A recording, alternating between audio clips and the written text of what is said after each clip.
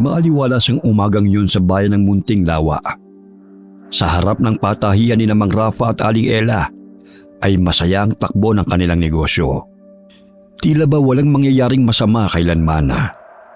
Ang kambal na sina Leia at Nora, 14 na taong gulang at mga anak ng negosyante, ay masiglang nag-aayos ng mga sinulid, tela at sinampay ng uniforme ng mga estudyante na siyang produkto sa patahian.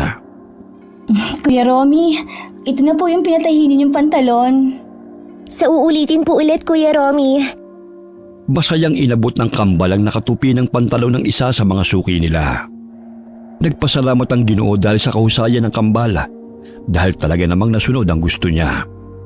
Bukod sa pagiging magalang ng dalawa, ay masinop talaga sila dahil ito ang laging tinuturo ng kanilang mga magulang sa kanila. Nasa negosyo ay hindi ka lang dapat nakatingin sa kung ano ang kikitain mo. Dapat marunong ka rin makibagay sa kahit sinong makakaharap mo. Pagkabigay ng bayad ay umalis na kaagad si Mang Romy. Tuwang-tuwa naman ang kambal dahil may dagdag ipon na naman sila. Ano sa tingin mo, sis? Ilalagay pa natin ito ngayon sa alkansya o gagasasin natin? Baka nagugutom ka o meron kang gustong bilhin sa pamilihan. Siguro, ang gawin natin, yung 50 pesos ihulog natin. Tapos yung matitira, yun na yung ipang merienda natin sa palengke mamaya. Tapos pumunta tayo ng perya. Maganda nga yung naisip mo. Tara na at magpaalam na tayo kay mama at papa. Sige. Nagpunta na nga ang kambal sa opisina ng kanilang mga magulang para makapagpaalam. Naabutan nila roon si Tatay Rafa na may kausap sa telepono. Samantalang ang kanilang nanay Ella naman ay gumagawa ng disenyo ng damit sa malinis na papel. Ma, pa, magpapaalam po sana kami ni Nora. Pupunta lang po kami ng palengke para kumain. Tapos po, didiretso kami sa perya. Tapos naman na po kami sa gawain dito sa patahian eh. Tsaka kumita na po kami ng 150. Ihuhulog po namin yung 50 pesos sa alkansya namin. Tapos po, yung 100 ang gagamitin namin sa pambili ng pagkain at pagpunta sa perya. Payagan niyo na po kami, Mama at Papa. Please. Natuwa ang mag-asawa sa itsura ng kanilang mga anak kung paano makiusap. Nagkunwari pa silang hindi pumayag. Pero sa huli pinagbigyan din nila ang kambal.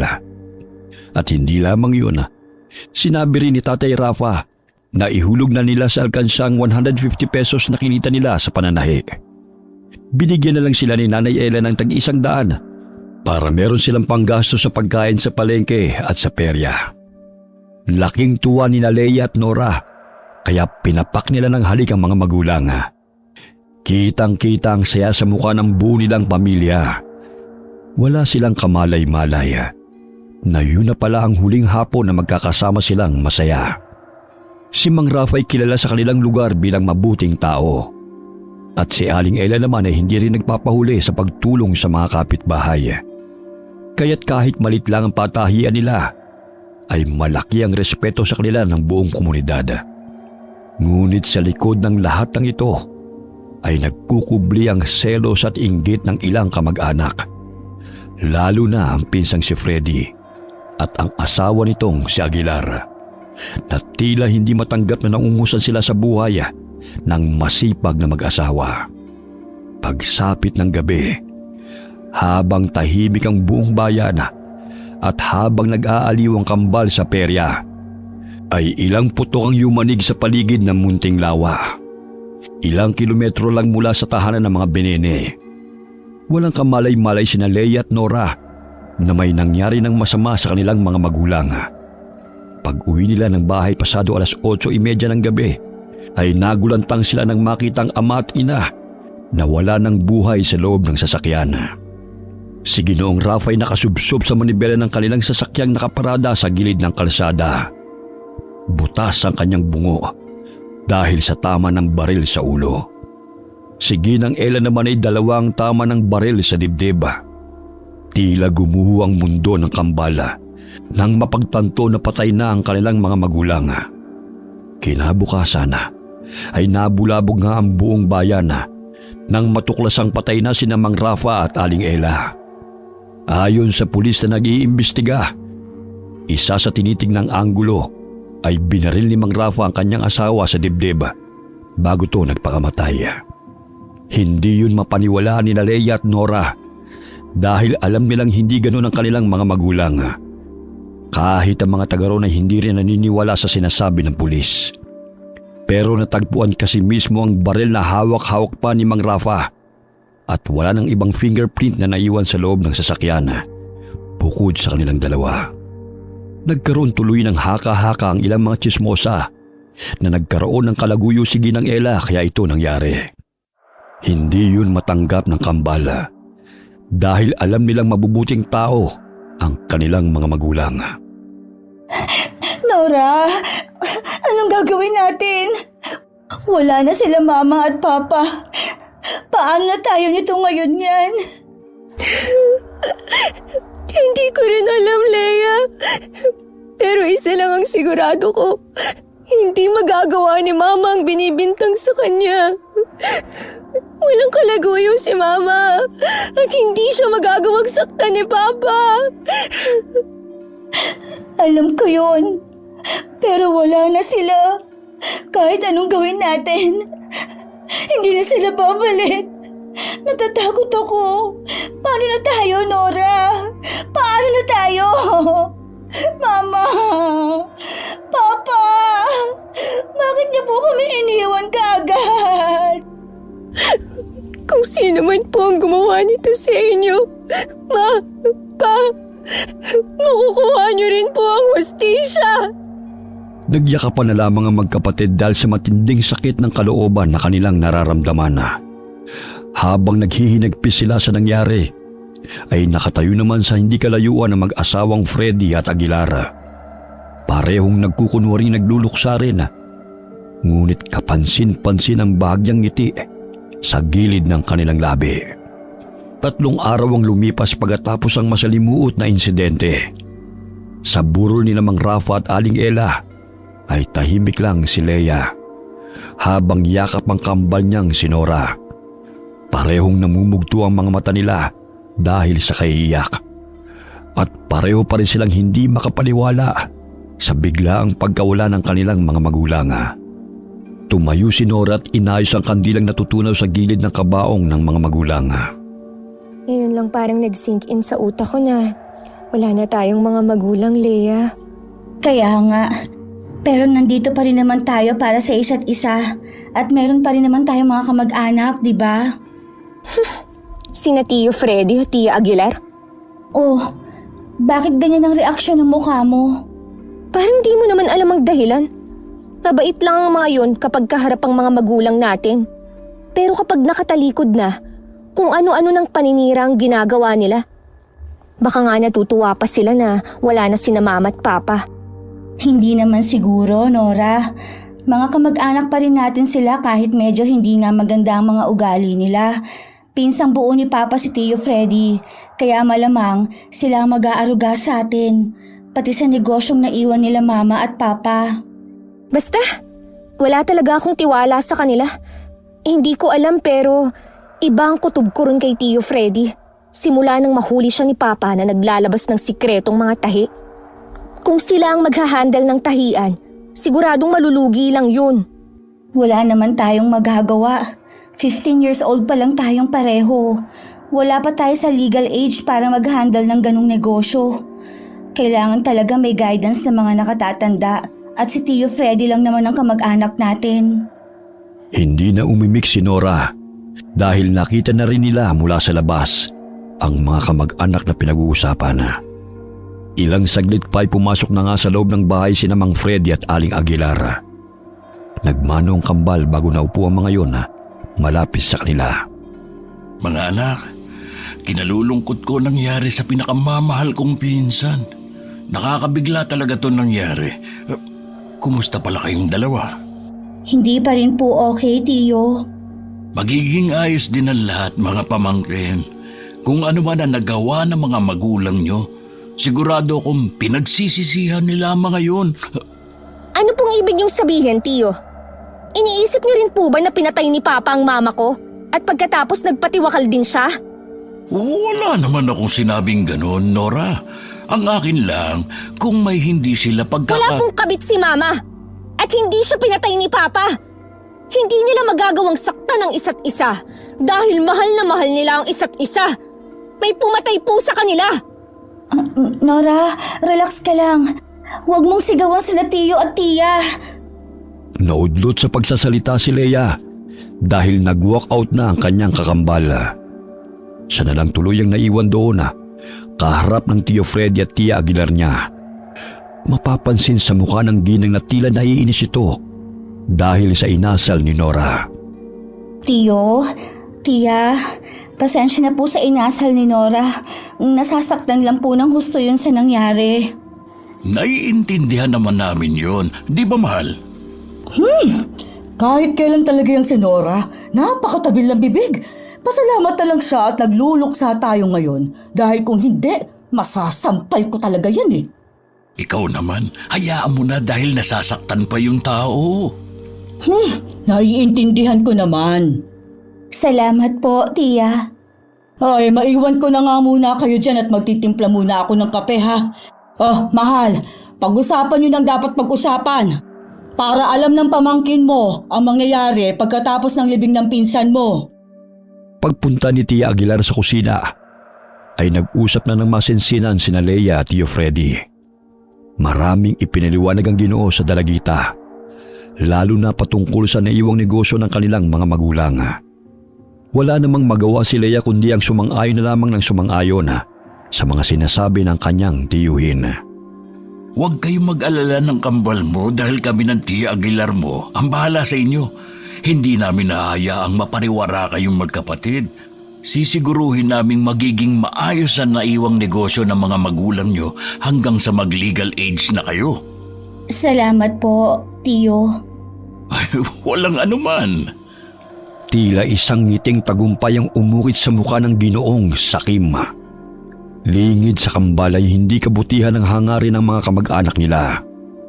Lumipas pa ang mga araw. Pagkaraan ng burol ay dinalang kambal sa malaking bahay ni Namang Freddy at Aling Aguilar. Sa unang linggo'y maayos pa ang pakikitungo ng mga yun sa kanila.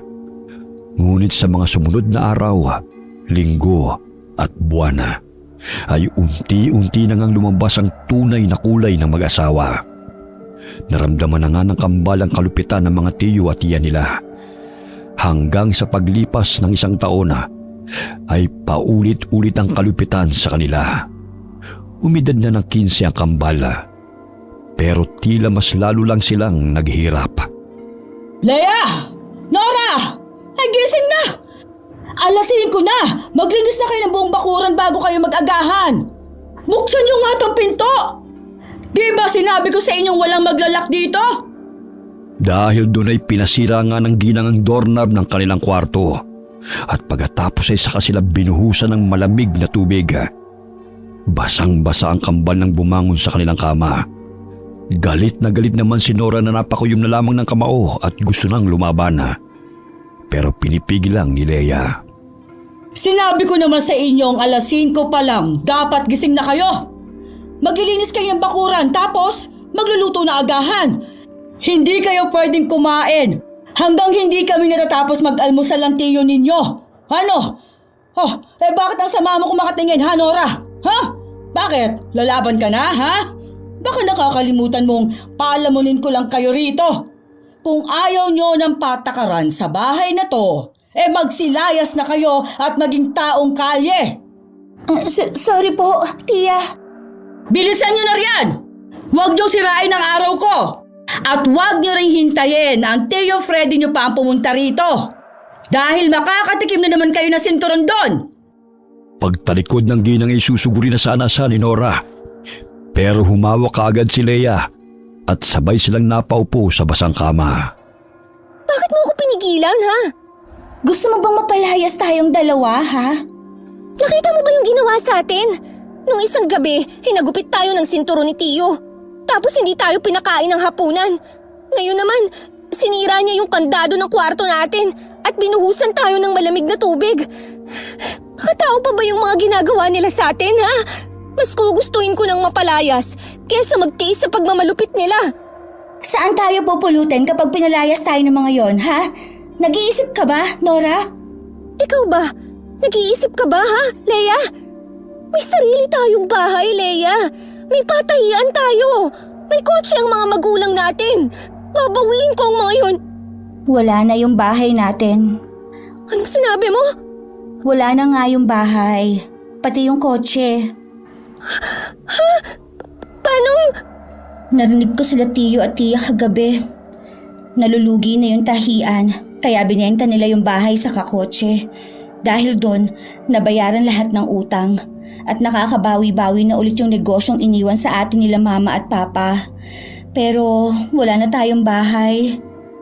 Kaya kung papalayasin tayo rito, magiging taong kalye talaga tayo katulad ng sinabi ni Tia.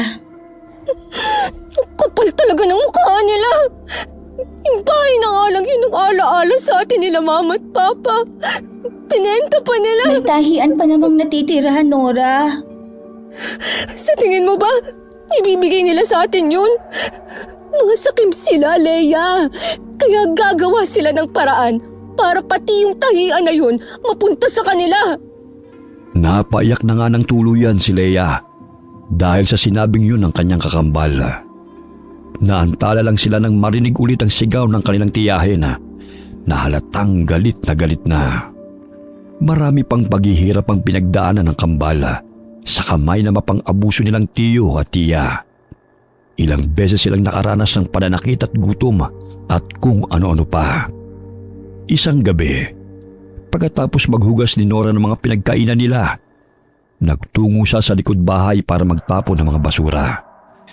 Naiwan sa loob ng sala si Leia na nag-aayos ng mga kalat doon. Nang malapit na sa basurahan, ay nakita ni Nora ang tiyo at tiya niyang palihim na nag-uusap. Dahil doon ay nagtago siya sa isang sulok at palihim na nakinig sa usapan ng dalawa. Paano ang gagawin natin ngayon yan, ha, Freddy? Narinig mo naman ang sinabi ng abogado na yon. Hindi mapapasa atin ang tahian dahil nakapangalan ito sa kambal. Ay, ang dami ko nang inaksay ang pawi sa tahian na yan, ha? Lalo na ngayon na mas nakikilala na ulit. Hindi ako papayag na mapunta sa mga pamangkin mo yan. Masasayang ang pinaghirapan natin. Anong gagawin natin ngayon, ha? Dapat makaisip ka na ng paraan. Tama. Kailangan makaisip ng paraan habang wala pa sila sa tamang edad para mabawi ang tahian. Hindi na dapat magtagal pa ang mga batang yan dito. Hindi natin yan napapalitan hanggat nabubuhay sila. May naisip na akong paraan na siguradong magugustuhan mo, mahal ko. Nang ipaliwanag ni Mang Freddy ang plano, ay kitang-kita nga ang tuwa sa mukha ng kanyang asawa. Subalit nanlaki naman ang mga mata ni Nora dahil sa mga nalaman na. Napalunok siya sa takot sapagkat hindi niya lubos maisip na makakaisip ng ganong kasama ang kanyang tiyuhin para lamang mawala silang magkapatid sa landas na mga ito. Nanginig ang buong katawan ni Nora dahil alam niyang kapahamakan ang naghihintay sa kanila ni Leia. Kailangang malaman kaagad to ni Leia. Pabalik na sana sa loob ng bahay para sabihin sa kakambal ang nalaman na. Pero nauna na siya ng mga sakim na tiyo at tiya sa sala. Tinawag silang dalawa at doon na nga naghayag ang Ginoo. Nagdesisyon na kami ng Tia Aguilar nyo. Bukas na bukas din ay sasama namin kayo at magbabakasyon tayo doon ng 3 araw. Talaga po, Tiyo? Oo naman. Naisip namin na masyado na kayong nakukulong rito sa bahay. Kaya dapat naman na mag-enjoy din tayo. Lalo na kayo. Alam kong kahit 1 taon na rin ang pangyayari, masakit pa rin sa inyo ang pagkamatay ng mga magulang nyo. Dahil anibersaryo na nila sa Makalawa, magbabakasyon tayo. At pag-uwi, dadalaw tayo sa puntod nila. Salamat po, Tiyo. Nora, narinig mo ba ang sinabi nila Tiyo Freddy at Tia Aguilar? Ang saya, di ba? Bakit parang hindi ka masaya, Nora? Po, hindi naman po sa ganun. Parang lugi ka pa, Nora, ha? Kung ayaw mong sumama, edi magpaiwan ka rito. Pero hindi ka namin bibigyan ng panggastos mo dito at bahala ka sa buhay mo na magutom. Napatango na lamang si Nora. Kahit ang totoo, ayaw niyang sumama sila ni Leia. Pagkatapos ng pag-uusap nila, ay excited na nag-ayos ng mga gamit ang kakambal niya. Pero binasag niya yun sa pamamagitan ng pagsasabi ng kanyang mga narinig. Hindi naniwala si Leia at naging dahilan pa ito ng alitan nilang magkapatid. Napabuntong hininga na lamang si Nora nang makitang umiiyak na naman ang kanyang kakambal. Bakit ba ayaw mong maniwala sa mga sinasabi ko, Leia? Galit ka lang sa kanila kaya nag-iimbento ka. Hindi nga ako sabi nag-iimbento! Bakit nagagalit ka na naman ba ha? Gusto ko lang naman na maglibang kahit ng ilang araw eh. Sa dami ng paghihirap na dinaranas natin dito. Kahit isang araw lang, Nora. Gusto ko ng kapayapaan. Pero iba ang pinaplano nila. Sana naman maintindihan mo yun. Wala na akong paki sa mga plano ng tiyo at tiya natin, Nora. Ang gusto ko lang, makaalis dito. Diba? Yun din naman ang gusto mo. Ang ibig mong sabihin, sasamantalahin natin ang pagkakataong yun para makaalis sa poder nila. Oo. Pero paano ang patahian na iniwan sa atin nila mama at papa? Hindi pa natin yun babawiin? Bahala na sila. Gusto ko na lang na makapagsimula ng bagong buhay. Kapag nakaligtas tayo sa kanila, lumayo na tayo. Magsimula tayo ng bagong buhay, Nora. Makakaya natin yun dahil magkasama tayong dalawa. Lumapit si Nora sa kakambala sa katuniyakap ng mahigpit at sabay silang napaiyak. Nagkasundo sila sa iisang layunin na takasan ng masalimuot nilang buhay sa ilalin ng tiyo at tiya. Pagkatapos mag-ayos ng mga gamit, ay sabay silang nagdasal at nanghingi ng gabay mula sa Panginoon. Kalaunan ay nakatulog din sila nang magkatabi at magkayakap. Kinabukasan ay maagang bumiyahe ang apat. Puno ng katahimikan ang loob ng van na para silang nilalamon. Magkahawak lamang ng kamay ang kambala habang parehong kinakabahan sa kung anong maaaring mangyari. Matapos ang halos 5 oras na biyahe, huminto ang sasakyan sa isang gilid ng kakahuyan. Dito na nagsimulang magbago ang ihip ng hangin. Nagkatinginan ang magkapatid dahil alam na nila ang mangyayari. Pero nagpanggap silang walang alam para hindi mahalata. Dito na po ba tayo? Akala ko po ba sa resort tayo, Tiyo? Nasa gitna po tayo ng kakahuyan Nagpasya kami ng Tia Aguilar mo na magbakasyon naman tayo sa tahimik na lugar. Ay, bumaba na kayo at maglalakad tayo papasok ng kakahuyan. Nandun kasi sa dulo yung bahay bakasyonan na inupahan namin. Nanahimik na si Nora at napatingin na lamang sa kanyang kapatid. Ilang saglit pa, ang hangin ay para bang mayroong ibinubulong at ang mga daon ay tila gumagalaw sa paraang hindi normal. Parang may mga matang nakatingin mula sa dilim. Napamasid na naman ang magkapatid habang magkahawak ng kamay. Kukuha lang ako ng tiyempo. Tapos, tatakbo na tayo, ha? Sabi ko naman sa'yo, diba? Hindi totoo yung bakasyon na sinasabi nila. Kinakabahan ako, Nora. Huwag kang kabahan. Kasama mo ko. Hindi natin iiwan ang isa't isa. Ano pinagbubulungan niyo dyan, ha? Magmadali nga kayo at nahuhuli na kayo. Pati ba naman dito ang kukupan niyo? Mahal, huwag ka nang magalit. Araw to ng bakasyon natin. Konting tiis na lang at makakarating na rin tayo doon sa pupuntahan natin. Oo, talagang kaunting tiis na lang. Magmadali na kayo, Leia, Nora!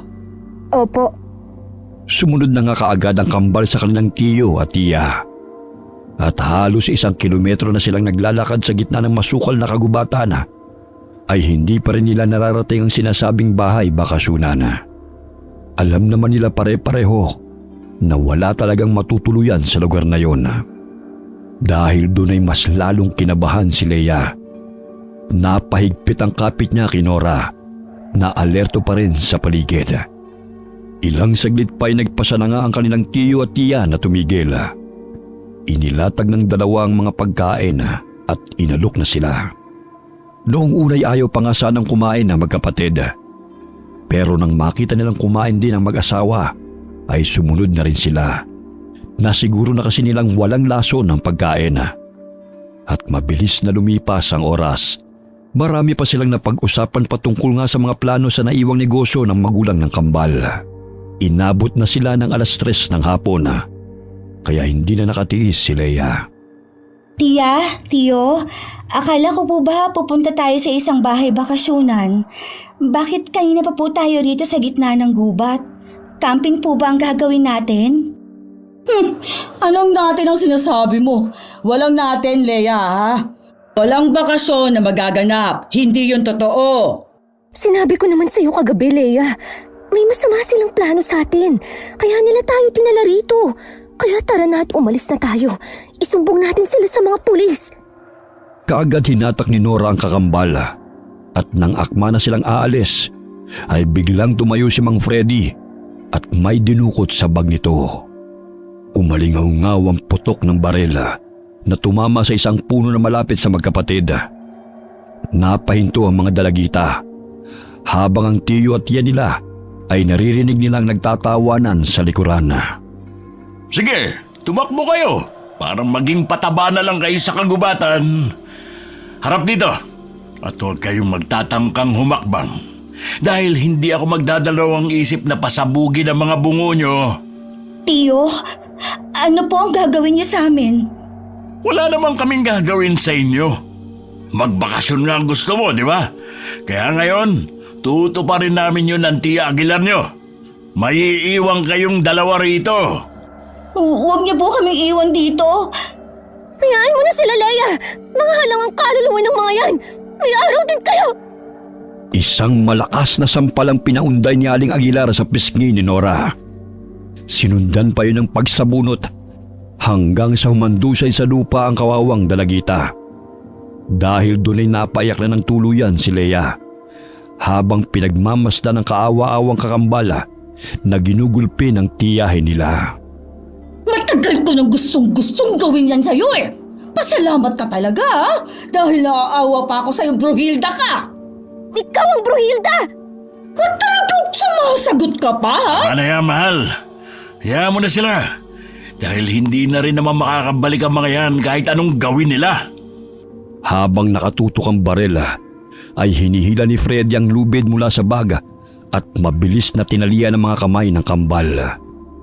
Tumulong na rin ang kanyang asawa na panay pa rin ang pananakit, lalo na kay Nora.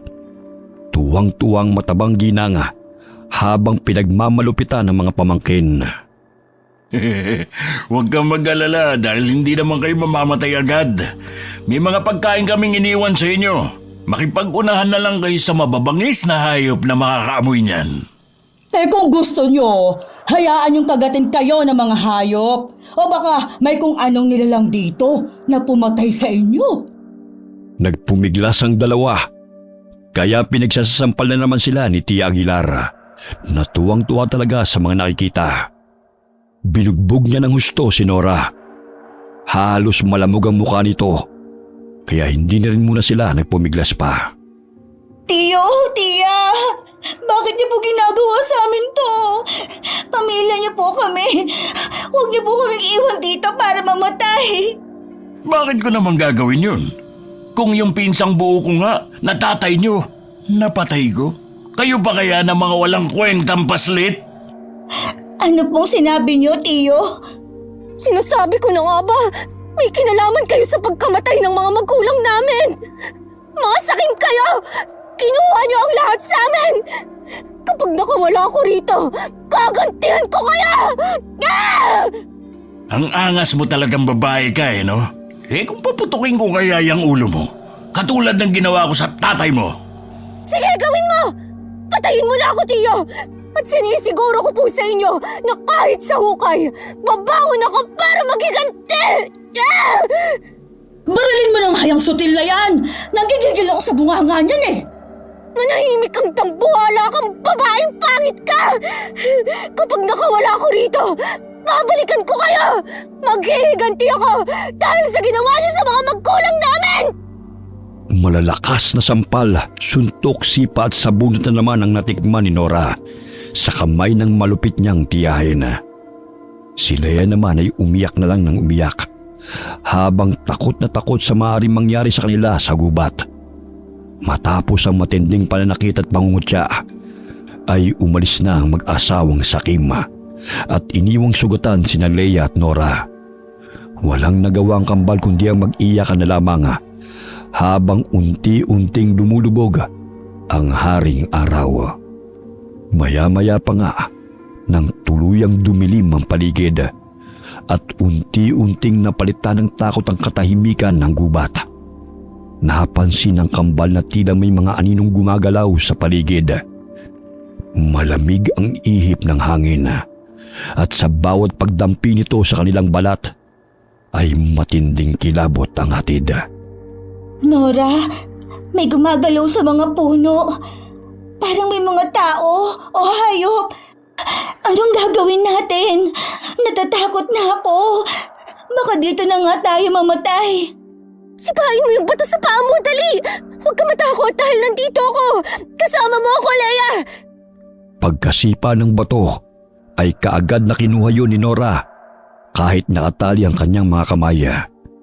Kiniskis niya roon ang tali hanggang sa maputol ang paunti-unti ito. Nang makakawala na siya, ay dali-dali niyang nilapitan ang kakambal at kinalagan din ito. Yumakap si Leia sa kanya ng mahigpit habang umiyak sa pinaghalong takot at lungkot.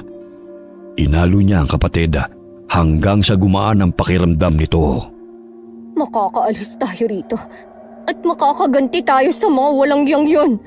Pangako. May mga gumagalaw na kung ano sa paligid, Nora. Dahil doon ay nagmadali na sila sa pagtahak sa madilim na kagubatan. Kahit walang nakikita, ay sinikap nilang makaalis doon sa pamamagitan ng pangangapa. Ramdam pa rin ang kakaibang mabigat na presensya sa paligid at ang mga hindi pangkaraniwang nilalang na tila nagmamasid sa kanilang mga kilos. Hanggang sa biglang may bumagsak sa harapan nila na isang nilalang na kalahating tao at kalahating hayop. Mabalahibo ito at may mapupulang mga mata. Pero hindi lamang yun ang dumating dahil may dalaw pang sumulpot na pawang may mahabang dilang nilalang na walang mga ilong. Lumulutang ang mga mata at parang suso sa dagat ang anyo. Sa sobrang pagkagulat ay hindi nakagalaw ang kambal at hindi rin nila nagawang makasigaw. Sumiksik lamang sila sa isang sulok habang tila papunta sa kinaroroonan nila ang nakakatakot na nilalang. Nora, anong klaseng halimaw yan? Hindi ko rin alam, Leia. Diyos ko po, anong klaseng kupat to? Mamamatay na talaga tayo, Nora. Hindi na tayo makakabalik sa atin. Natatakot ako. Natatakot ako. Okay lang yan, Leia. Kasama mo ko, kapatid ko. Hindi kita iiwan kahit anong mangyari sa atin. Hawakan mo ng mahigpit ang kamay ko. Sabay na pumikit ang kambal habang magkayakap at magkahawak ang mga kamay ng mahigpit. At takot na nilang tinanggap na hanggang dito na lamang ang kanilang kapalaran. Subalit sa halip na lapain sina Leia at Nora ng mga nakakatakot na mga nilalang, ay nagpalakad-lakad ang mga ito paikot sa kanila. Napadilat na lamang sila dahil sa ingay na gawa ng mga yabag ng mga halimaw. At pagkatapos noon ay binalot na sila ng itim na usok. Napuno ang paligid ng bulong na wikang hindi nila maintindihan. Sinundan pa yun ang nakapangingilabot na tinig ng mga engkanto. Mga batang inalipusta at mga kaluluwang hindi na makita ang liwanag. Kayo ay tumapak sa aming kabundukan na walang kapahintulutan. Maniwala po kayo sa amin. Hindi po namin intensyon na mapunta sa lugar na to. Huwag niyo po kami sasaktan. Mga batang inalipusta at mga kaluluwang hindi na makita ang liwanag. Anong ginagawa niyo rito sa aming kabundukan? Kalapastanganan ng pagpasok dito ng walang kapahintulutan. Niligaw po kami rito ng mga sakim naming tiyo at tiya. Wala po kaming kasalanan. Kung meron mang may kasalanan ay sila yun.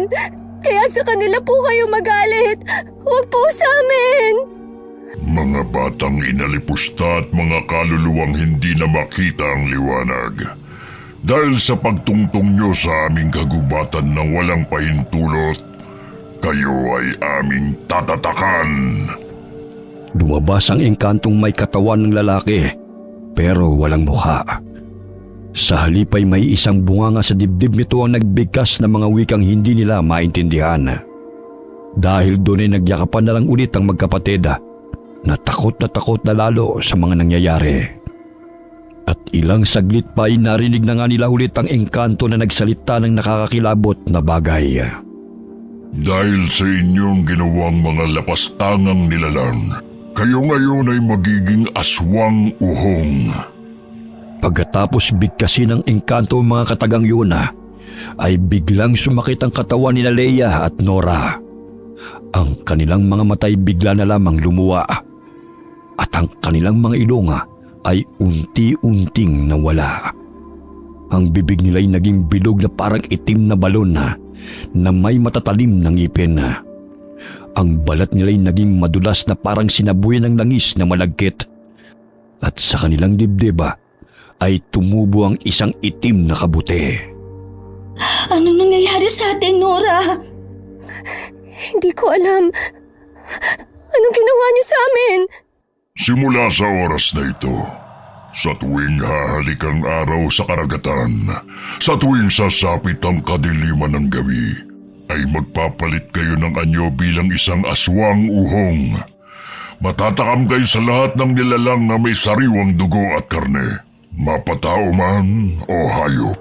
Sa tuwing makakapambiktima kayo, ay mag-iiwan ito ng itim na kabuti. Bilang tanda na kayo ang may gawa ng karumal-dumal na krimen. Ito ang bubuhay sa inyo at magbibigay ng kakaibang lakas para sa galit at paghihiganti. Humayo kayo at gawin ang inyong misyon. Pagkatapos sabihin niyo ng itim na engkanto, ay unti-unti siyang naglaho sa dilim. Pati na rin ang 3 pang halimaw na nagpapaikot-ikot sa kanila na may gawa ng itim na usok. Nang mawala ang mga yun, ay unti-unti ring bumalik sa dating anyo ang kambala at parehong nawalan ng malay tao. Kinabukasan, nagising ang magkapatid dahil sa ingay ng mga ibong humuhuni. Napatakan pa sila ng tubig hamog, kaya halos magkasabay silang napabalikwas ng bangon. Matapos magkatinginan, ay naalala nila ulit ang nangyari.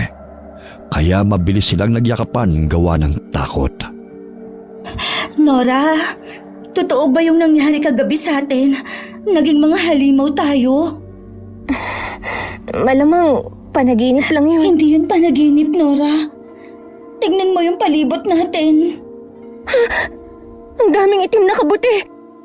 Muli silang nagkatinginan at sabay na naalala ang sinabi ng itim na engkantong nakainkwentro nila kagabi.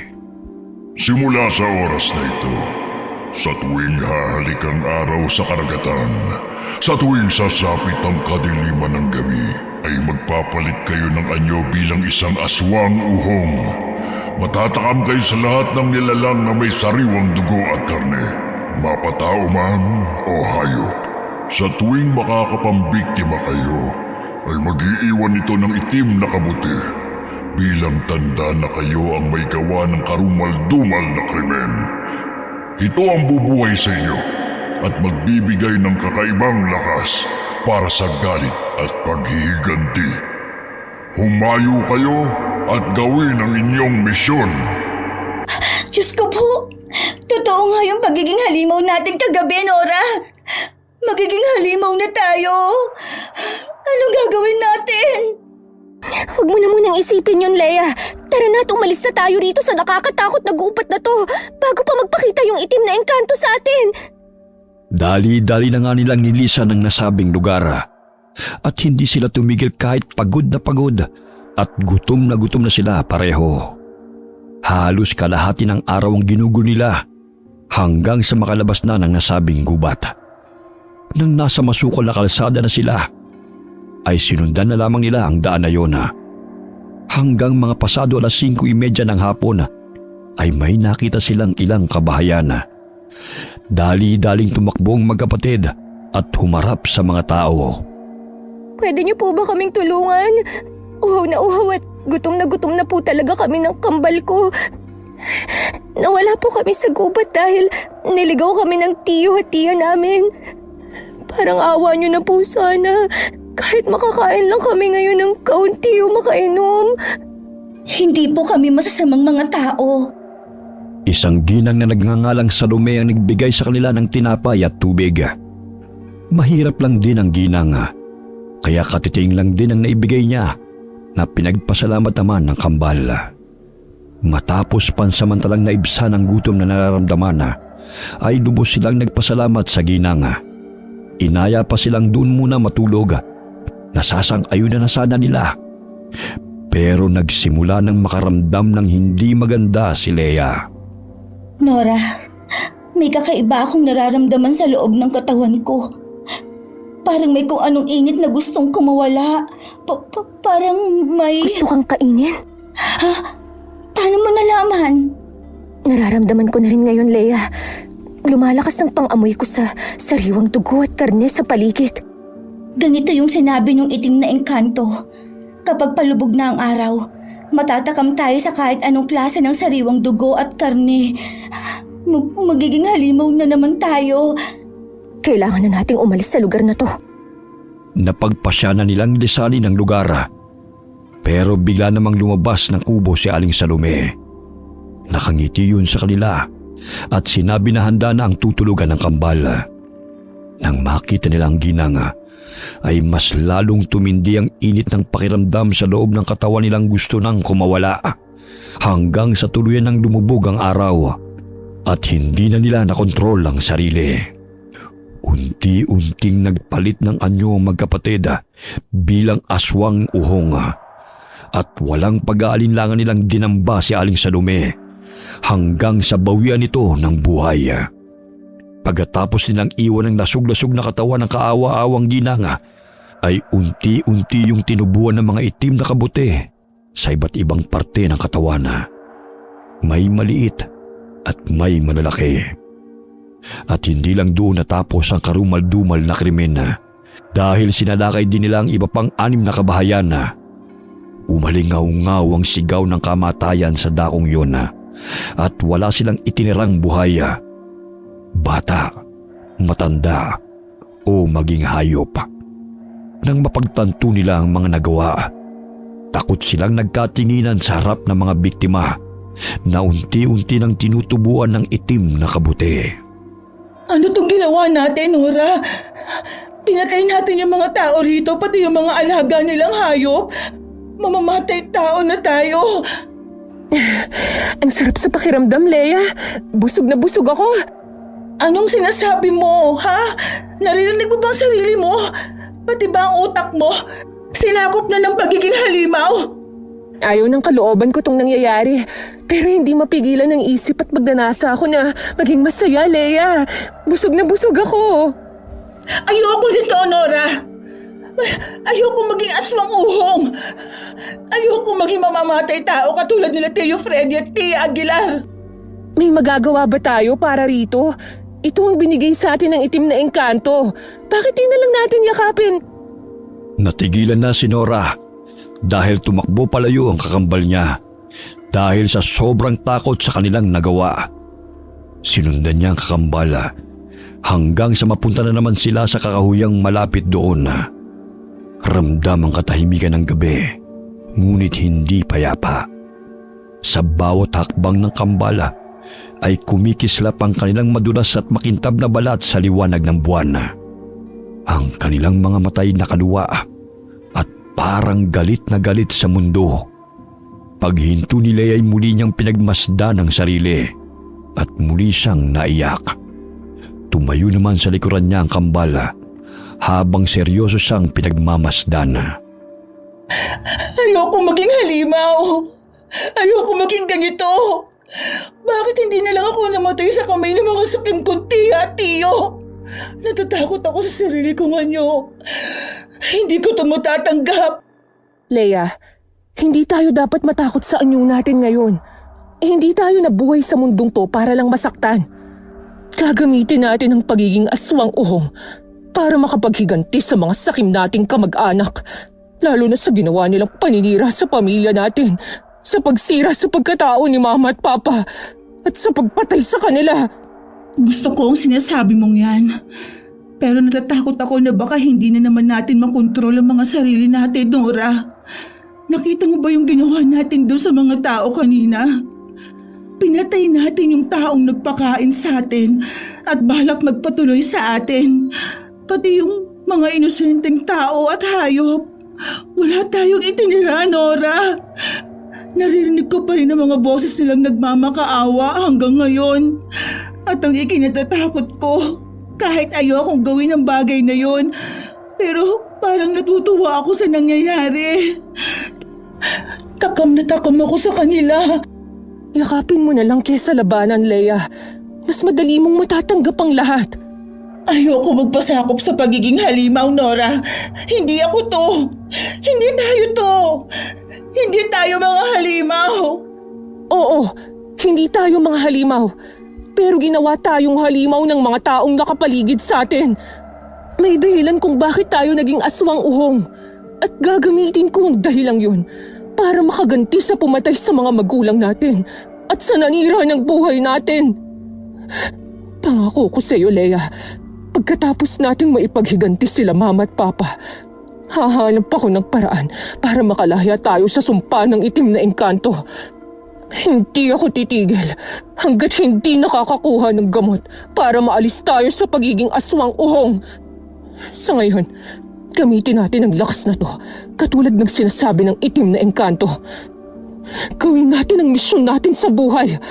Pagbayarin natin sila Tio Freddy at Tio Aguilar. Natatakot ako na baka habang tumagal, hindi na tayo makabalik. Huwag kang matakot, Leia. Pansinin mong mabuti. Kahit hindi na normal ang anyo natin, mulat pa rin naman ang mga diwa natin. Ibig sabihin lang nito, alam pa rin natin ang ginagawa natin. Alam pa rin natin ang tama at mabuti. Yung nangyari sa kanila, dala lang yun ang sobrang pananabik natin. Pero naniniwala akong makokontrol din natin ang sarili natin. Kaya sa halip na tuluyan tayong magpakalulong o matakot sa pagiging aswang uhong natin, gamitin natin to bilang sandata laban sa mga walang yan nating Tio at Tia. Dahil sa sinabing yun ni Nora, ay huminahon ng kanyang kakambal at tumigil sa pag-iyak. Nagyakapan ulit sila at nanatili na muna sa kakahuyan hanggang sa sumikat ang araw. Nang nasaan yung tao na sila, ay kagad silang umalis sa lugar na yun dahil nakarinig na sila ng mga sigawan mula sa kabahayang sinalakay nila kagabi. Nalulungkot man sa nagawa nila, ay tinanggap na lamang nila ang lahat dahil wala na rin naman silang magagawa pa. Nagpatuloy sila sa pagtahak sa masukal na daan hanggang sa may nakita silang matandang lalaki na namumulat ng tuyong kahoy. Payat yun at may tangkay na buntal na sumasayad sa lupa. Sa kaliwang kamay naman ay bitbit ng matandang lalaki ang isang bayong ng mga halamang gamot. Nora, iwasan natin siya. Baka maghinala siya sa atin. Matanda lang siya. Wala siyang magagawa laban sa atin, Leia. Ayoko siyang saktan. Teka, parang may kakaiba sa matandang lalaki. Oo nga, nararamdaman ko rin. Delikado ang matandang yan, kaya tama ka. Dapat umiwas tayo sa kanya bago pa siya may gawin sa atin. Baka isumbong pa niya na tayong gumawa ng krimen din sa kabahayan. Naudot na sa pag-uusap ang magkapatid dahil pagtingin sa kanila ng misteryosong matandang lalaki ay bigla itong ngumiti. Dahil doon ay mas lalong kinabahan at naalarma ang dalawa. Nagmadali sila sa paglalakad hanggang malampasan ng matandang Ginoo na sinusundan lamang sila ng tingin. Nang medyo makalayo-layo na, ay nakahinga sila ng maluwaga. Sabay pa nila yung nilingon at laking gulat nila dahil bigla yung nawala na parang bula. Saan nagpunta yung matandang yun? Sinasabi ko na nga ba, hindi siya ordinaryong matanda, Nora. Baka siya yung engkantong itim na nagbigay sa atin ng sumpa ng pagiging aswang uhong. Mukha ba akong engkantong itim sa inyo? Napasigaw ang kambala at sa sobrang gulat ay pareho pa silang napaupo sa lupa. Ngumiti naman ang Ginoo at naglahad sa kanila ng kamay para makatayo. Huwag kayong matakot, Leia at Nora. Alam ko na dadaan kayo rito kaya sinalubong ko na kayo. Paano mo kami nakilala, ha? Paano kung sabihin naming hindi kami yung tinutukoy mo? Kayo yung kambal na iniligaw sa kakahuyan, di ba? Mga anak kayo ni na Rafa at Ella. Siya nga yung itim na engkanto, Nora. Umalis na tayo rito. Baka dagdagan pa niya ang sumpa sa atin. Hindi nga akong itim na engkanto. Ako si Tatang Tiburcio. Albularyo ako na nagpapagala-gala rito dahil sa inyo. Noong nakaraang taon, nagkaroon ako ng pangitain at pinapunta ako sa lugar na ito ng tadhana.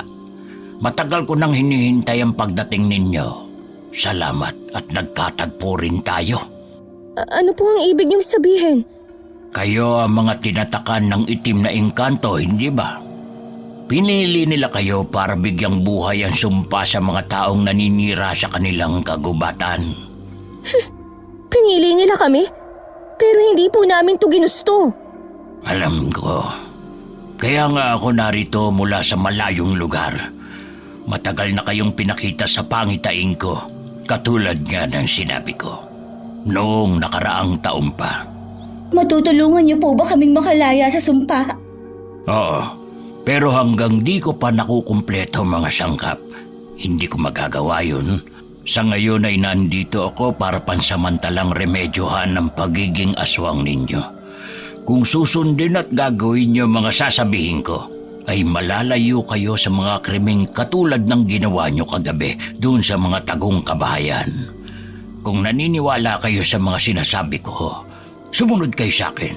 Kung hindi naman, papayagan ko kayong makalampas. Hindi ko kayo pipigilan sa gusto niyong gawin. Pero pinaaalalahanan ko na kayo na magiging mapanganib ang gagawin niyong paghihiganti. Nagkatinginan sina Leia at Nora at matagal na nag-isip kung sasang-ayon ba sa sinasabi ni Tatang Tiburcio. Pero sa huli nagkasundo rin ang kambal dahil wala naman daw mawawala sa kanila kung sasama sa matandang estranghero na nagsasabi na siya'y albularyo. Tama ang naging desisyon niyo, kambal. Alam kong gusto niyo ng katarungan sa lahat ng nangyayari ngayon sa inyong buhay. Lahat tayo ay kailangan ng hustisya, pero ang hustisya ay may sariling panahon. At kailangan nating hintayin ang pagdating nito sa tamang oras. Makalipas ang higit 3 oras, sa pangunguna ni Tatang Tiburcio ay nagtungo sila sa isang abandonadong kamalig sa paanan ng bundok. Doon niya tinuruan ng kambal kung paano kontrolin ang kanilang mga bagong anyo. Sa tuwing sasapit ang gabi ay magsisimula kayong maging aswang. At ang sino mang may sariwang dugo at karne na makikita nyo ay walang awa niyong papatayin. Ano pong gagawin namin para makontrol ang pagbabago namin ng anyo, Tatang? Ikinalulungkot kong sabihin pero hindi nyo makokontrol ang pagbabagong anyo. Matibay ang sumpa ng itim na engkanto patungkol dyan, Pero ano po? pero magagamit nyo ang pagiging aswang sa tama kung hindi nyo hahayaang kainin ng galit ang inyong pag-iisip.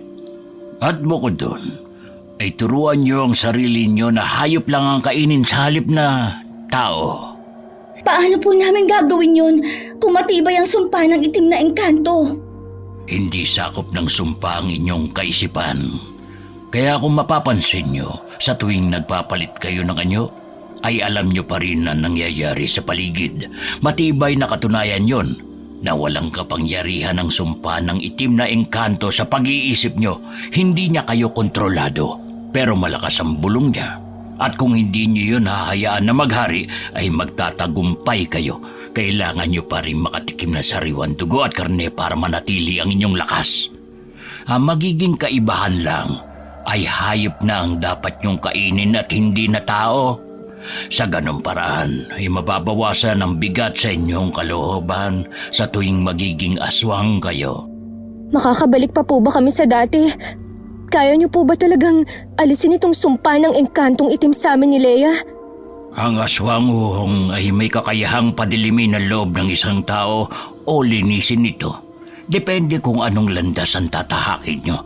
Kung sa paghihiganti, baka tuluyang kayong mawala. Pero kung ang layunin ay pagbawi ng hustisya, maririnig kayo ng langit. Ano pong ibig niyong sabihin? Ang pinakaunang sangka para ibalik kayo sa dati ay ang laman mismo ng kalooban ninyo. Kung ano ang pipiliin nyo, paghihiganti ba o pagkamit sa hustisya? Paano po namin mababawi ang lahat? Paano po namin mapaparusahan ng mga pumatay kay Mama at Papa, pati ang sumira sa buhay namin? Kung di po kami maghihiganti kay Tio Freddy at Tia Aguilar, paano po namin makakamit ang hustisya, Tatang? Katulad ng sinabi ko kanina, ang pinakaunang sangkap ay ang mismong laman ng inyong kalooban. Sa inyo pa rin nakadepende kung makakabalik kayo sa dati o mananatili sa pagiging aswang habang buhay. Nagkatinginan lang ang magkapatid matapos yung marinig sa matandang albularyo. Pagkatapos ng seryosong pag-uusap ay hinainan na sila ng makakain. Pinainom na rin sila ng mabisang tsaa na pampakalma at pampalinaw ng kaisipan. Pansamantala muna rin silang pinagpahinga dahil sa gagawing orasyon maya-maya. At mabilis na ngang lumipas ang oras. Pasado 5:30 ng hapon ay sinimula na ni Tatang Tiburcio ang orasyon. Gamit ang husay niya sa patungkol sa mga bagay na hindi pangkaraniwan ay nagbitiw siya ng kakaibang orasyon sa kambal. Habang nakahigay damang-dama ni Leia at Nora ang pagdaloy ng kakaibang enerhiya sa kanilang katawan. Maligamgam yun at nakakaginhawa sa pakiramdam. Kaya halos makatulog sila. Natapos ang orasyon eksaktong 6:00 ng gabi, kung saan lumubog na ang haring araw. Tatang, magpapalit anyo na po kami bilang aswang uhong. Magtago na po kayo sa ligtas na lugar dahil baka kung ano pang magawa namin sa inyo. Saan naman ako magtatago sa kagubatan, Leia at Nora? Ngayon nyo masusubukan ang sinabi ko sa inyong pagkontrol sa inyong isip habang nasa katauhan ng pagiging aswang. Tatang naman! Nasisiraan na po ba kayo ng ulo? Kapag naging halimaw kami at nakain ka, sino na pong tutulong sa amin, ha? Kaya nga dapat nyong kontrolin ang mga sarili nyo. Hindi ako aalis dito at tutunghayan ko kung paano kayo maging isang aswang. Sinubukang tumakbo ng kambal palayo sa matandang albularyo. Pero huli na. Dahil unti-unti na nga silang nagpalit ng anyo bilang aswang uhong. Kahit si Tatang Tiburcio ay nagulat nang makita ang kakaibang anyo ng aswang uhong. Ito rin kasi ang unang pagkakataon niyang makakita ng ganong klase ng nilalang. Nilalang na galing sa sumpa at binigyang buhay ng itim na engkanto. Grabe ang sumpang iginawad sa inyo ng itim na engkanto. Pero mapagtatagumpayan nyo yan dahil wala pang alagad ng kadiliman na nagwagi. Nagsimulang umatungal ang mga aswang uhong at nagpagala-gala ang mga nakausli nilang mga mata na parang suso. Ang mga bibig nilang parang balon ay panay ang pagdama sa paligid hanggang sa maamoy na nga nila ang matandang albularyo. Nang makita nila si Tatang Tiburcio na nakatayo sa isang sulok habang nakangiti, ay tila nanabik sila sa sariwang dugo at karne. Sabay na umungol ang magkapatid na aswang at mabilis na tinungo ang Ginoo. Nagbanggaan pa sila hanggang sila na naglaban dahil gusto nilang solohin ang matandang lalaki na hindi umaalis sa pwesto nito. Pakinggan nyo ang puso ng bawat isa dahil konektado kayong kambal. Labanan nyo ang bulong ng sumpa sa inyong utak at huwag nyo silang hayaang mamayani. Natumba ang Ginoo matapos siyang mahawi ng nagtutulakang aswang. Nasugatan siya sa braso kaya tumagas ang masaganang dugo mula roon. Ilang saglit pa ay may maliit na kabuting itim na tumubo sa nasugatan niyang braso. At nang kumalat ang dugo, ay lalong nagwala ang aswang dahil sa pagkatakam. Sabay ang mga yun na lumundag kay Tatang Tiburcio. Pero bago pa sa lantakan ay tumigil din ang dalawa. Nora! Tumigil ka! Si Tatang Tiburcio yan! Kapag pinatay mo siya, wala nang tutulong sa atin. Hindi na natin makakamit ang totoong hustisya para kay Mama at Papa. Nagugutom na ako! Isang malakas na suntok ang ginawa ni Nora sa kanyang sarili hanggang sa matumba siya. Tatang! Tulungan niyo po kaming makamit ang hustisya para kay Mama at Papa! Gusto ko pong mapagbayaran nila Tio Freddy at Tio Aguilar ang mga ginawa nila. Ang pagpatay sa magulang namin. Ang pagkuha sa lahat ng ari-arian namin. Ang pananakit, pangalipusta, at pagtatangka sa buhay namin ni Leia. Dapat po mapagbayaran nila ang mga yan. Mangyayari ang mga yun, Leia at Nora. Mabibigyan sila ng hustisya at mababawi niyo lahat ng nawala sa inyo, maging ang inyong mga katauhan. Sa ngayon, kailangan niyo muna ng sapat na lakas. Isinama sila ni Tatang Tiburcio sa likuran ng tinutuluyan nila at kinuha roon ng matandang Ginoo ang natutulog na baboy ramo. Ito ang pinakain niya sa magkapatid. Matapos lantakan ni Leia at Nora ang nasabing hayop, ay napunan na ang gutom nila. Tinubuan ng mga itim na kabuti ang iba't ibang bahagi ng katawan ng kaawa-awang baboy ramo. At kinuha ni Tatang Tiburcio ang mga kabuting ito. Sa tulong ng mga ito, ay makakalaya kayong dalawa sa sumpa ng itim na engkanto. Maraming salamat po talaga, Tatang. Huwag mo na kayong magpasalamat sa akin dahil hindi ko pa nagagawa ang pangontra. Magpapasalamat pa rin po kami dahil napakalaki na po ng itinulong niyo sa amin, Tatang. Maraming salamat po talaga. Salamat din sa pagtitiwala niyo sa akin. Napayak na lamang ang dalawang aswang uhong habang nakatingin sa kaawa-awang baboy ramo na lasog-lasog na ang katawan. Pagkatapos ng mga pangyayaring yun, ay unti-unti na ngang nakontrol ng kambal ang kanilang mga sarili. Hindi na sila nahihirapan sa tuwing nagpapalit ng anyong aswang uhong. Gabi-gabi naghahanap sila ng kahit anong hayop sa gubat at ito ang nilalantakan nila. At pagsapit ng umagay saka lamang sila bumabalik sa tahanan ni Tatang Tiburcio. Ang ginagawa naman ng matandang albularyo ay kinukuha niya mga naiwang itim na kabuti. Ito ay para magamit sa paggawa ng pangontra sa sumpa ng itim na engkanto. Makalipas ang 2 linggo, ay nagsagawa ng ikalawang orasyon ng matandang lalaki. Dahil doon ay mas lalong nakaramdam ng pag-asa ang kambal. Hindi na sila natatakot sa bulong ng sumpa dahil binabaliwala na lang nila ito sa tuwing nasa anyo silang aswang uhong.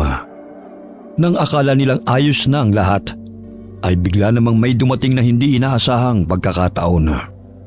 Biyernes ng gabi kung saan bilog na bilog ang buwan at malakas ang kapangyarihan ng kadiliman. Habang nasa kakahuyan ng kambal at naghahanap ng malalapang hayop, si Tatang Tiburcio naman ay ipinagpapatuloy ang paggawa ng espesyal na gamot. Walang ano-ano'y biglang dumating ang isang grupo ng mga ngaso na naghahanap ng matutuluyan. Wala silang alam sa mga nilalang sa gubat, pero may narinig daw silang kwento tungkol sa 2 halimaw doon na pumapatay sa mga hayop na tinatarget din nila. Tinanong si Tatang Tiburcio ni Sulimana na pinuno ng mga ngaso patungkol sa kumakalat na balita.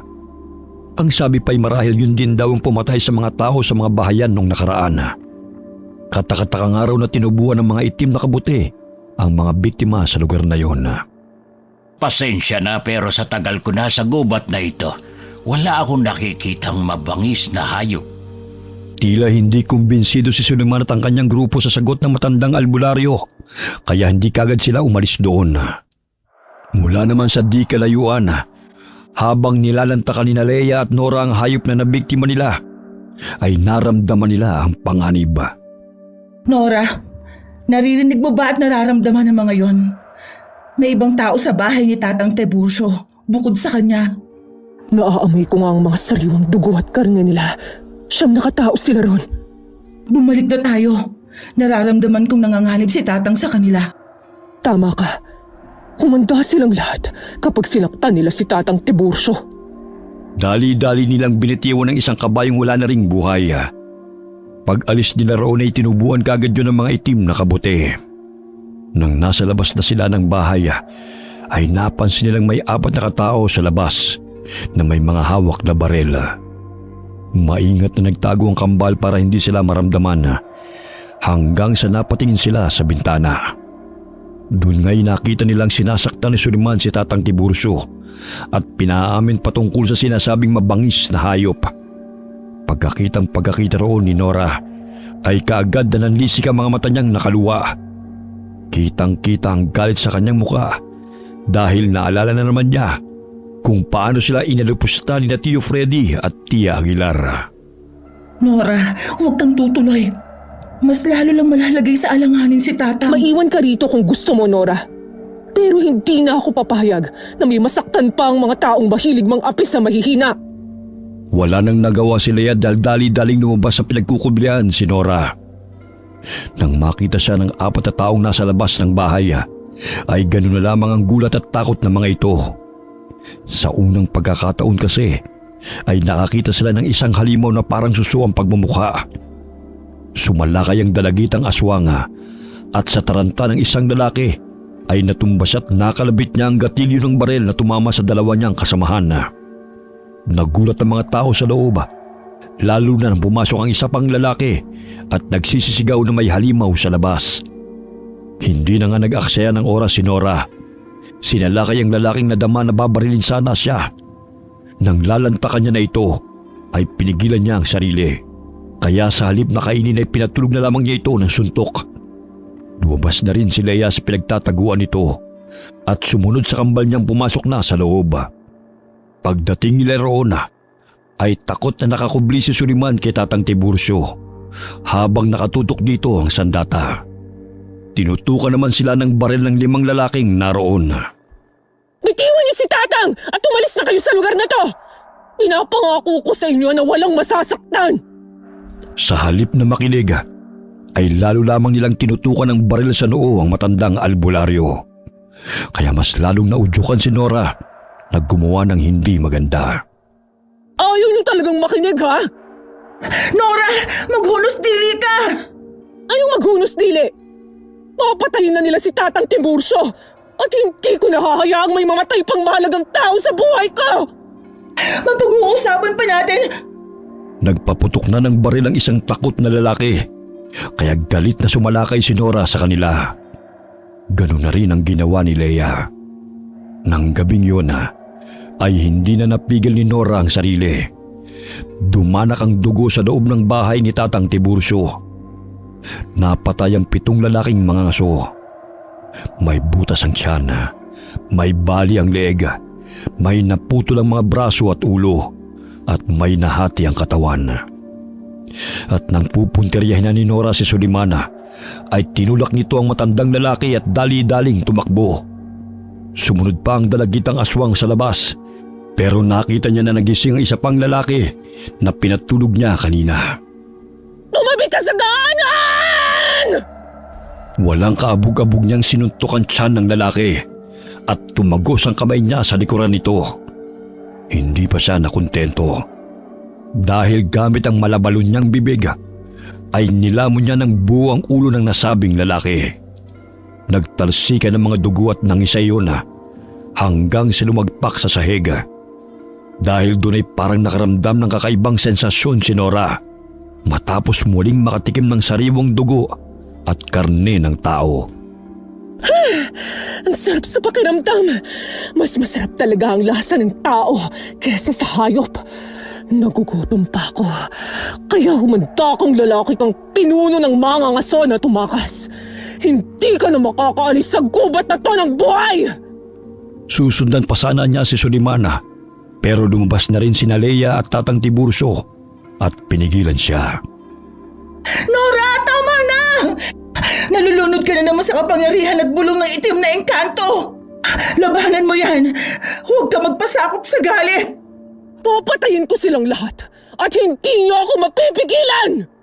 Nora, pakinggan mo ang puso mo. Hustisya at katarungan ang ninanais mo, hindi ba? Hindi ang paghihiganti. Lumaban ka! Tumigil na kayo! Ah!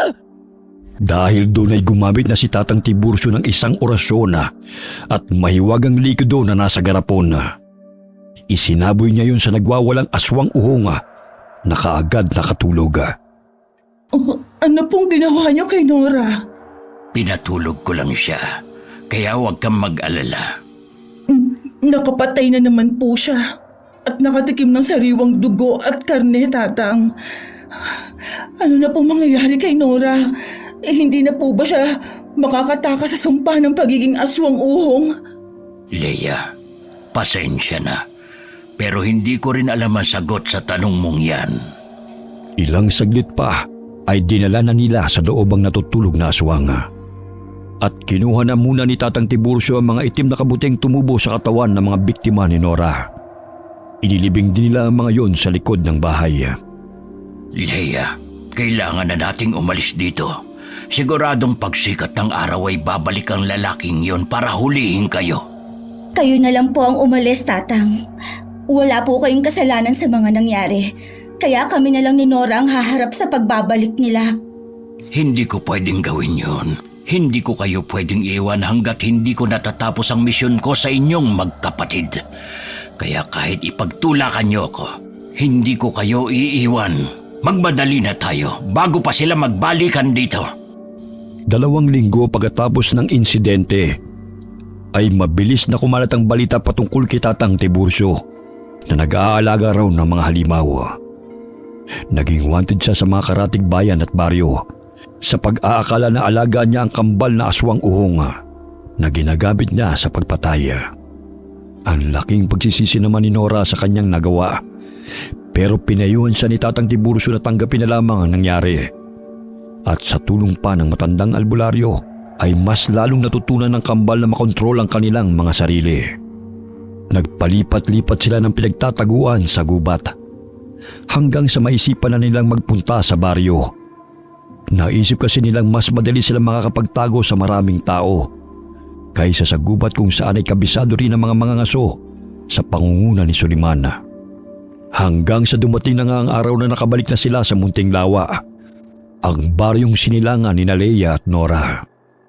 Nanahan sila sa maliit na kubo sa dulo ng baryo at doon ay nalaman nila na namumuhay ng marangya sila Mang Freddy at Aling Aguilar. Pag-aari na nila ngayon ang bahay ni Rafa at Ella, ang lupa ng patahian at pati na ang lahat ng perang ipon ng yumaong mga magulang na nakadeposito sa bangko. Napakuyom na lamang ng kamao si Leia at Nora matapos malaman ng mga iyon at pilit nilang kinokontrol ang galit upang hindi na maulit ang nangyaring pagpatay nila sa mga mangangaso. Isang gabi, nagtungo sa isang yungib si Tatang Tiburcio upang magnilay-nilay. Kaya naman napagpasahan ng kambal na gumala sa baryo. Tinungo nila ang dating bahay at nakita nila ang sakim ng mga tiyo at tiya. Ang kakapal ng mga mukha nila. Talagang kinuha na nila ang lahat sa atin, Leia. Nagagalit din ako, Nora. Pero kalamahin natin ang mga loob natin. Dahil kung magkataon, baka maulit yung nangyari noon. Pinipilit ko, Leia. Pinipilit ko. Pero ngayong nakita ko sila ulit, paulit-ulit na sumasagi sa isip ko yung mga ginawa nila sa atin. Yung pangalipusta at pagpapahirap nila na hindi makatao. Tapos na yun, kapatid ko. At nakaraan na. Isang masakit na nakaraan na dapat na natin burahin sa isipan natin. Huminga ka lang ng malalim. Huwag mo na yung isipin pa. Maghintay na lang tayo ng oras bago gawin ang plano natin.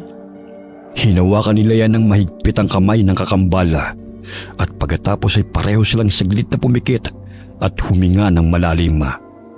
Tumigil lamang sila nang marinig ang pag-uusap ni Tio Freddy at Tia Aguilar. Nakakakilabot ang balita sa gubat, Freddy. Mahal, sabi ng ilang mga ngaso, may isang matanda nga raw na nag-aalaga ng mga halimaw. Ang pagkakadescribe pa nga parang suso ang ulo tapos malagkit daw. Sinalaka yung 9 na mga ngaso at isa lang ang nakatakas sa kanila. Imbento lang yun ng mga mangangaso para wala silang maging kahati sa gubat. Mag-iimbento ba ng gano'n si Suliman? Siya nga yung mga ngasong natirang buhay. At yung mga kasama niya naiwan dun sa gubat. Nung bumalik nga raw sila, nakalibing na yung mga yon. Kalat na sa mga baryo at baka nga sa buong probinsya pa Hindi lang ibinabalita dahil ayaw ng kinauukulan na magpanik yung mga tao. Siyempre, maaapektuhan ang turismo sa probinsya. Naku, si Suliman, adik-adik naman yung isang yun. Sa kakagamit niya ng pinagbabawal na gamot kung ano-ano na nakikita niya. Baka nga mamaya siya lang talaga ang pumatay sa mga kasama niya dahil sa kaadikan niya. Hindi ako magugulat na isang araw, nasa mental na yun o kaya nasa kulungan. Natigilan ng mag-asawa dahil nagulat sila nang biglang mabasag ang salamin ng bintana. May tumama kasi roon at nang tignan nila ay isang patay na pusa na may nakatubong itim na kabute sa iba't ibang parte ng katawan. Nanlaki ang mga mata ni Aling Aguilar kaya dali-dali siyang napayakap sa asawa. Naku, Freddy! Yan yung kumakalat na balita na pumapatay ng mga hayop na tinutubuan ng itim na kabute. Yan raw yung alaga ng matanda doon sa gubat, sabi ni Suliman. Nandito na sa baryo natin yung halimaw! Huwag ka nga magsabi ng kung ano-ano, mahal. May nananakot na naman sa atin o nagbabanta kaya ganito. Hindi nila matanggap na tayo na ang may-ari ng patahian ng dati nilang amo. Natigilan na ang mag-asawa sapagkat mula sa bintanang nabasag na salamin ay sumulpot ang 2 aswang uhong. At katulad nga ng mga nababalita, mukha itong mga suso na luwa ang mga mata at parang balon ng bibig na maraming ngipin. Subalit ang katawan ay halintulad sa tao. Kamusta na po, Tiyo at Tia? Ang tagal din po nating hindi nagkita. Tiyo at Tia? Anong ibig sabihin nito? Sino kayo? Ang bilis nyo naman po yatang makalimot ngayon. Hindi nyo po ba kami na-miss? Anong sinasabi niyo, mga halimaw kayo? Kanina lang po, pinagkakwentuhan ninyo ang tungkol sa amin. Ang mga halimaw na kinatatakutan ng lahat ngayon, lalo na sa gubat. Kung ganon, Sila nga yung mga halimaw, mahal! Umalis na tayo rito! Hindi lang kami basta mga halimaw. Kami ang kambal niyong pamangkin na walang awa niyong iniwan sa gubat at pinagmalupitan. Lea? Nora? Kami nga. At oras ng paniningil ng hustisya.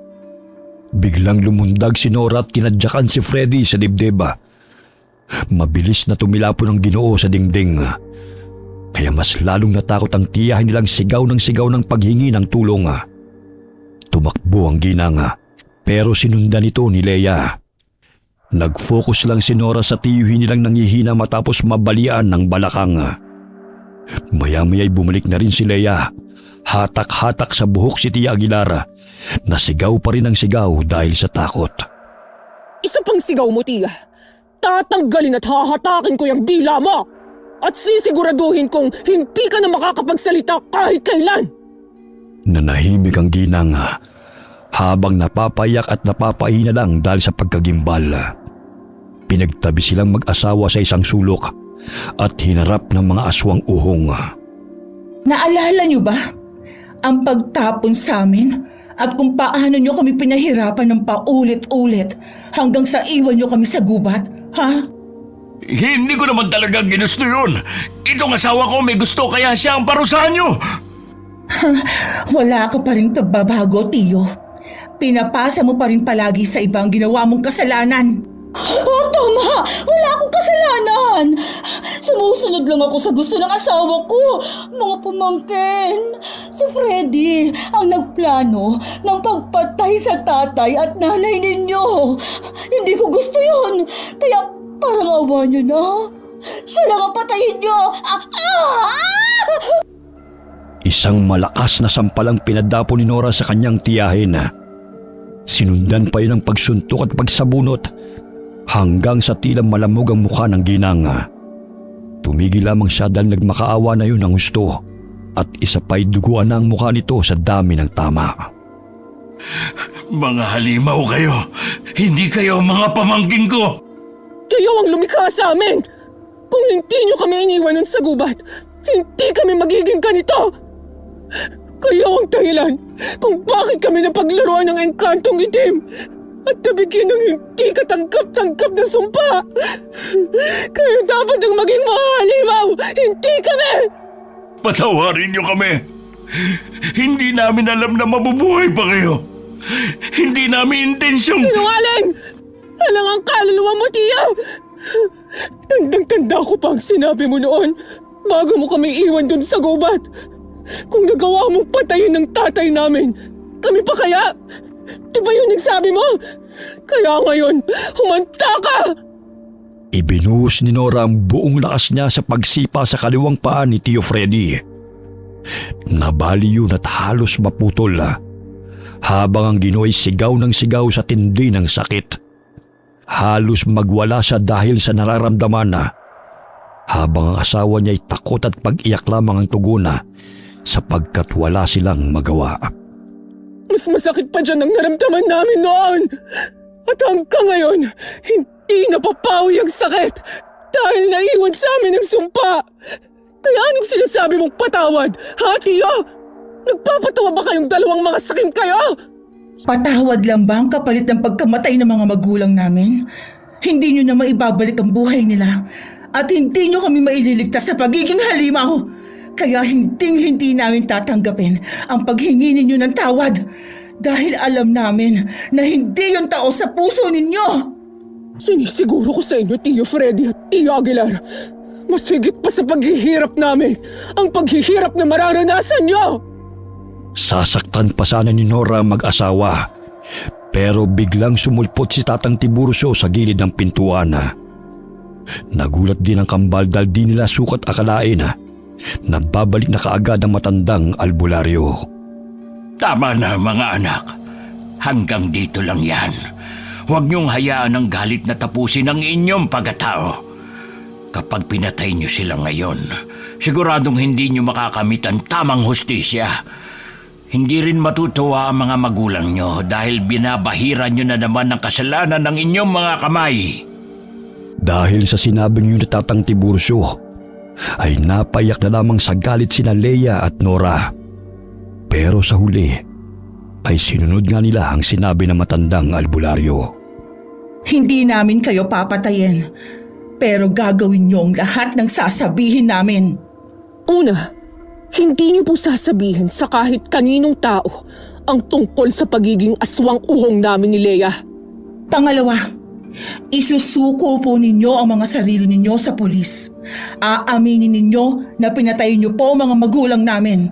At sasabihin niyo po sa mga tao na hindi totoo ang ipinagkakalat ninyong chismis tungkol sa pagkakaroon ng kalaguyo ni Mama. Kaya siya pinatay ni Papa. At nag-suicide ang Papa ko dahil doon. Lilinisin niyo po ang pangalan ng mga magulang namin at harapin ninyo ang mga kaso laban sa inyo. Pangatlo, ibabalik niyo po sa amin ang lahat ng kinuha niyo. Itong bahay ng mga magulang namin, ang patahian at ang iba pa. Sa ganoong paraan po mapagbabayaran ninyo ang lahat ng kasalanan ninyo sa mga magulang namin at sa amin. Kapag hindi po kayo tumupad sa usapan, kapag binunyag niyo po ang pagkatao namin ni Leia, kahit saan po kayo magpunta, siguradong mahahanap pa namin kayo. Sa pagkakataon pong yun, ay hindi ko nasusundin ang mga payo ni Tatang Tiburcio. Hahatakin ko po ang dila mo, Tia Aguilar, at ipupulupot ko sa buong katawan mo. Dudukutin ko rin ang mga mata mo. At sinisiguro kong mahihirapan ka ng husto. Pero hindi kita basta-basta papatayin kahit na gustuhin mo na. Ikaw naman po, Tio Freddy. Hindi lang ang isa mong paa ang mababali, kundi ang kabila pa po. Pati mga kamay mo. Pagagapangin po kita sa lupa habang nabubuhay ka. Dahil sa matinding takot, ay wala nang nagawa ang mag-asawang Sakim, kundi ang sundin ang sinasabi ng kanilang mga pamangkin. Matapos magkasundoy nila kaagad sa pagamutan ng mag-asawang Freddy at Aguilar. Gabi-gabi silang binabantay ng kambal na aswang uhong upang siguruhin na tutupad sila sa usapan. Nang magamot na sila, ay siniguro ng kambal na isusuko ng dalawa ang mga sarili sa pulis. Umamin nga ang mag-asawa sa kanilang pagkakasala. Kaya nahatulan sila ng habang buhay na pagkakabilanggo. Makalipas pa ang ilang linggo, ay tuluyan na ngang nakabalik sa kanilang bahay sina Leia at Nora. Sinama na rin nila si Tatang Tiburcio, na hanggang ngayon ay pinaghahanap pa rin ng mga kinauukulan dahil sa maling bintanga. Pasado 5:00 ng hapon, isang buwan matapos makulong sina Tio Freddy at Tia Aguilar, ay kagagaling lang ng kambal sa tahian. Tumireso kaagad sila sa basement ng bahay, kung saan ay naabutan nila roon si Tatang Tiburcio, na patuloy pa rin sa pagbuo ng gamot na pangontra. Kumusta ang negosyong patahian? Ayos naman po, Tatang. Ang galing nga po ni Aling Adel eh. Sa bagay po, gamay na gamay naman niya ang tahian. Kaya siya na rin muna ang pinahawak namin habang wala pa kami sa edad na 18. 2 taon na lang ang hihintayin nyo, kaya kaunting tiis na lang. Kaya nga po eh. Oh, Nora, bakit natatahimik ka dyan? May problema ba? Wala naman po.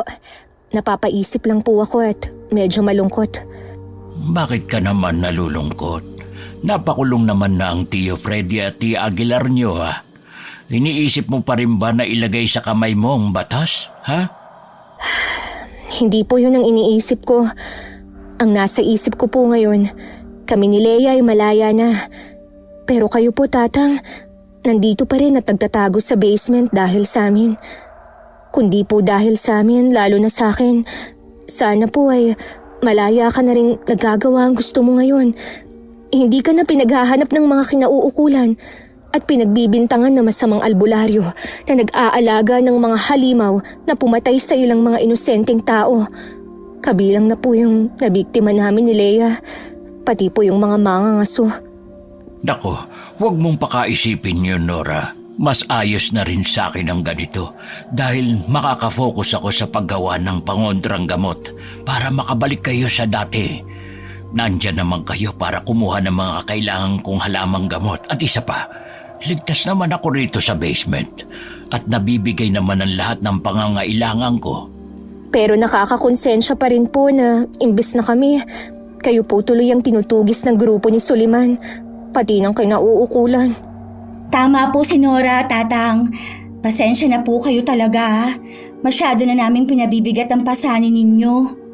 Sabi ko naman sa inyo, huwag niyo kong alalahanin, Leia at Nora.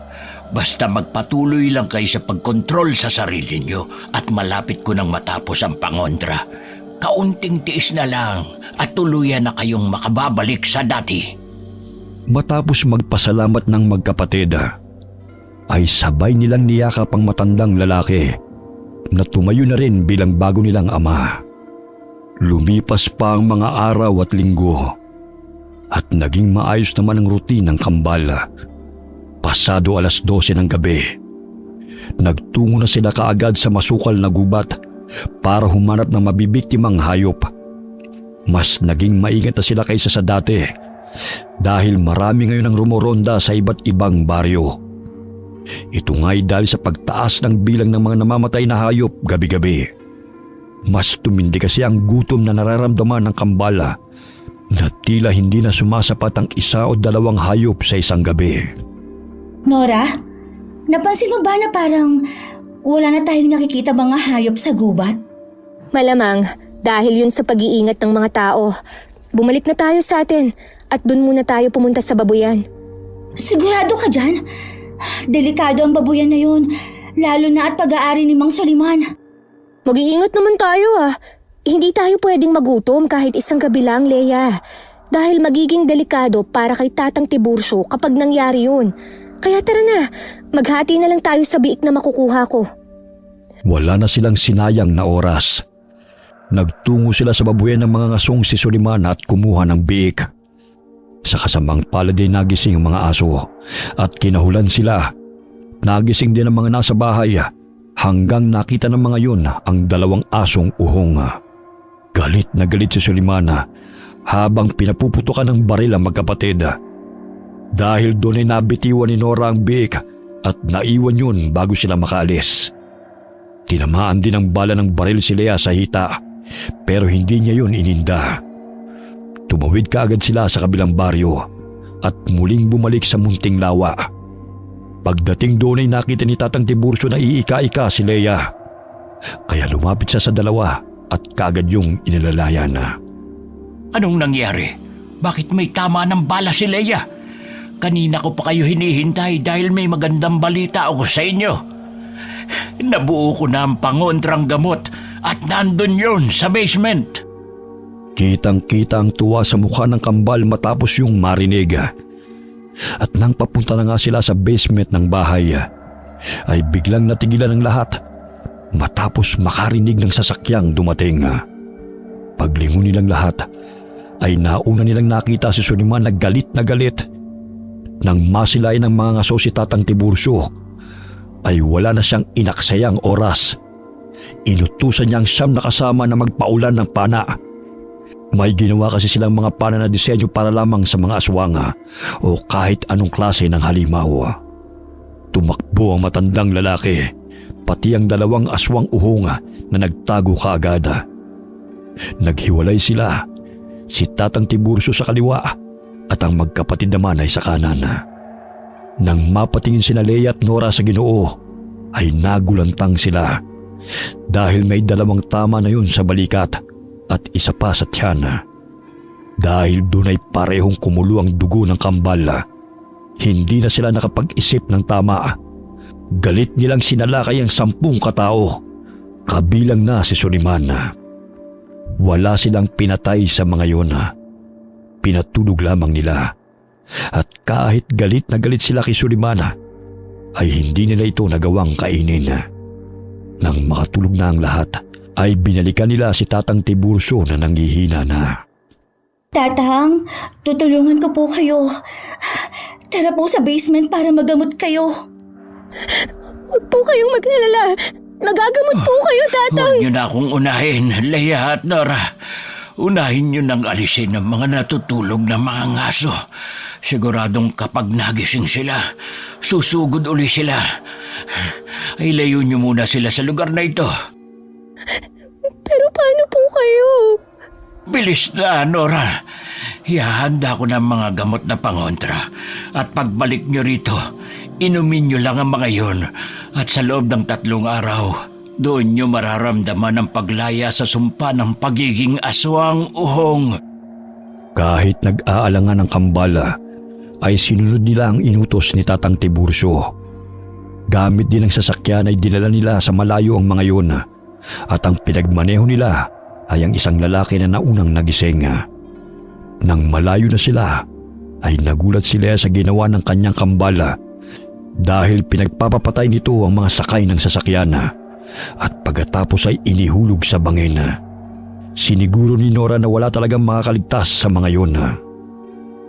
Bakit mo ginawa yun, Nora? Para matapos na to, tara na at bumalik na tayo. Naghihintay na si Tatang Tiburcio.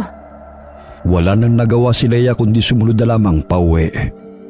Pagbalik nila sa bahay ay dumiretso sila sa basement kung saan ay naabutan nila si Tatang Tiburcio na nakaupo sa tapat ng 2 gamot na nasa garapon.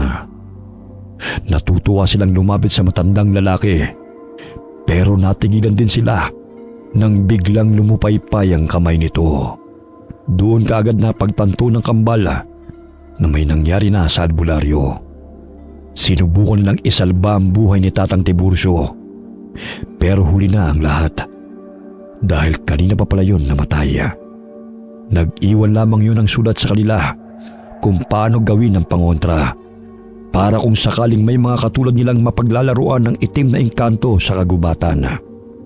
Habang iniinom ni Leia at Nora ang pangontrang gamot, ay walang tigil ang pagtagas ng kanilang mga luha dahil sa nangyari. Binigyan nila ng maayos na libing si Tatang Tiburcio at nagpasalamat sila ng taus-puso dahil tunay na nakalaya sila mula sa sumpa ng itim na engkanto. Okay, sana po nagustuhan niyo ang kwento ng kambal. Shout out po tayo kay Giza Nicole Velasco and Isaac Velasco. Hi din po sa mga anak nyo. Hi kay Richard Flores na lagi pong nag-aabang sa mga kwento natin. Salamat po sir. Hi kay Jocelyn Nazareno from Riyadh. Shout out sa mga taga Perez, Cavite. Galing po kay Teresita Villarmino. Hi kay Lady Dam. Shout out kina Samuel Tubosa, Dodong Tubosa, and Joy Cuevas Tubosa from Malaysia. Kamusta po kayo? Hi kay Eagle Eye Mar Sevilla from Nasugbu, Batangas. Hi kay Rexardo from Mabalacat City, Pampanga. Hi kay Marvin Villanueva. Hi kay Nanette Garcia from Cyprus. Shout out sa mga solid ingkong po natin, ang Delora family, Gonzaga family, at kay Beth Royo. Salamat po sa inyo. Shout out kina John Paul at Tricia na nasa Europe. Love you both, sabi po ni Mama Ami Yong. Shout out sa Azenar Goodies. Shout out sa Dumaplin family. Shout out sa Grefaldia and Imperial family. Shout out kina Prince Berlin Monsalud and Princess Angel Heart Monsalud. Kamusta po kayo? Shout out po sa lahat ng mga nasa Angie Oribe Garments. Hi po sa inyo. Hi kay Emma de la Cruz from Bacoor, Cavite. Shout out kina Ate Gaya, Nida, Alejandro, Fredo, Darlene at kay Nanay Nati from Catanduan, Quezon. Kamusta po kayo dyan? Shout out sa La Torre family from Q-Mart, Cubao. Hi kay Irma Umali from Italy. Hi kay Sally Albino from Kawayan City, Isabela. Shout out sa Team San Miguel, kay Ginea, Johan, JB, Sam, Apple, Eliza, Aldrin at Hannah. Kamusta po kayo? Alright, remind ko lang po sa mga nagre-request ng shoutout, palinaw lang po ng mga pangalan. Tsaka pasensya na po kung hindi ko nababati ang lahat. Kasi sa dami po na nagre-request, hindi po talaga kayang lahat eh. Pero babatiin pa rin po namin kayong mga hindi nabati sa mga susunod na upload po namin. Sana po huwag kayong magtatampo. Maraming salamat po sa inyo and God bless us all.